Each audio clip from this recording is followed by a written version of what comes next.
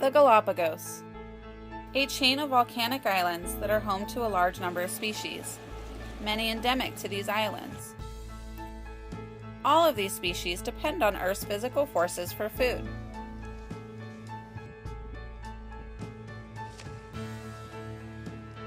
The southeast and northeast trade winds push a complex current system toward the islands. A physical force, known as the Ekman transport, then moves surface waters to the west, allowing the upwelling Cromwell current to bring cool, nutrient-rich waters to the surface. These waters fuel primary production, the base of the marine food web. There are two main seasons at the equator. The wet season, spanning January through April, is a period of rain, decreased winds, and warmer currents. This is a time of high land productivity. In May, the season transitions to the dry season.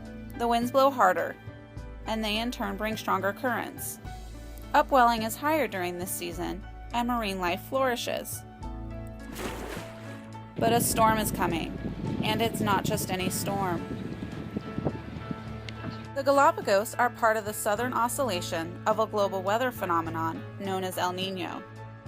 Arriving every 4 to 7 years, this system slows the trade winds and currents, warms the water, and decreases upwelling. Rain comes to the islands. This is a harsh time for marine organisms and those supported by them. Food is scarce.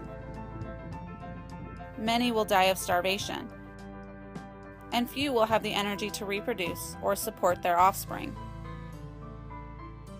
During the 1997 to 1998 El Niño event, nearly 35% of the Galapagos penguin population did not survive, and one population of marine iguanas was reduced by nearly 90%. The rains, however, bring renewed life to the land. The trees and vegetation become lush. Food is abundant. Finches, in particular, do remarkably well and have high reproductive success. But this will not last.